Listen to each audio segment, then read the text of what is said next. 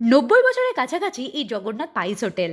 এত পুরনো হওয়াতেও যদিও আর পুরনো দিনের সেই ছোঁয়াটা নেই, কারণ হোটেলটা রিনোভেট হয়ে গেছে। তবে ওনাদের বক্তব্য পুরনো দিনের ছোঁয়া আছে ওনাদের রান্না বান্নায়। হ্যাঁ, 2024-এ দাঁড়িয়েও ওনারা নাকি কয়লার আগুনে রান্না করে, আর পুরো রান্নাটাই হয় বাটা মশলা দিয়ে। সেদিন গেছিলাম কলেজ স্ট্রিটে, বুঝলে তো, তখন 1:30-2 বাজে, প্রচন্ড খিদে পেয়ে গেছে। আর জানোই তো, বাঙালির খিদে মানেই সবার আগে ভাতের কথাই মনে পড়ে।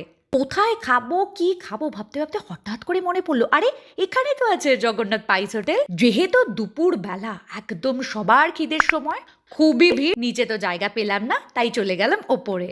ওপরে গিয়ে অর্ডার করে ফেললাম একটা থালি, যেটার মধ্যে থাকে ভাত, পাতলা মুসুর ডাল, ঝুরি আলু ভাজা, একটা সবজি থাকে যেটা রেগুলার চেঞ্জ হয়, তার সঙ্গে আলাদা করে নিয়ে নিয়েছিলাম একটা কাতলা মাছ আর পাবদা মাছ। প্রথমেই গরম গরম ভাতে পাতলা মুসুর ডাল, তার মধ্যে একটু লেবু চিপে নিলাম, আর এই ঝুরি আলু ভাজাটা দিয়ে খেতেই ওফ, সে কি তৃপ্তি! ওই যে বললাম এখানে রেগুলার সবজিটা চেঞ্জ হয়, তবে আজকের সবজি ছিল ফুলকপি আলু গাজর দিয়ে একটা মিক্স সবজি।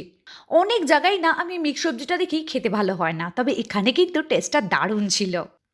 বাঙালির মাছের ঝোল হোক বা মাংসের ঝোল, আলু হলে ভালো হয় না? হ্যাঁ, দেখলাম কাতলা মাছের ঝোলে আলু দেওয়া।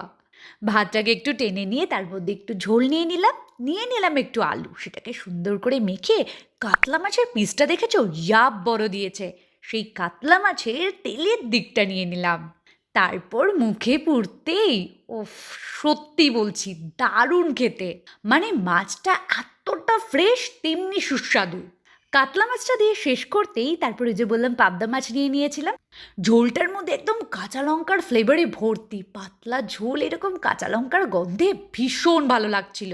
আবার সেই একই কথা বলবো, মাছটা প্রচণ্ড ফ্রেশ। হ্যাঁ হ্যাঁ, ওনারাও বলছিল ওনাদের নাকি রোজের মাছ রোজ আনা হয়, কোনো বাসি মাছ দিয়ে রান্নাই হয় না। ওখানে অনেকের মুখে শুনলাম ওনারা নাকি টানা 20-25 বছর ধরে এসে এখানে দুপুরের খাবার খায়। আলাদা করে আর কি বলবো বলো, ভীষণই ভালো লাগলো আমার। আবার যদি কলেজ স্ট্রিটের দিকে আসি আর দুপুরবেলা এরকম ভাত খিদে পায়, আমি তো আবার আসছি।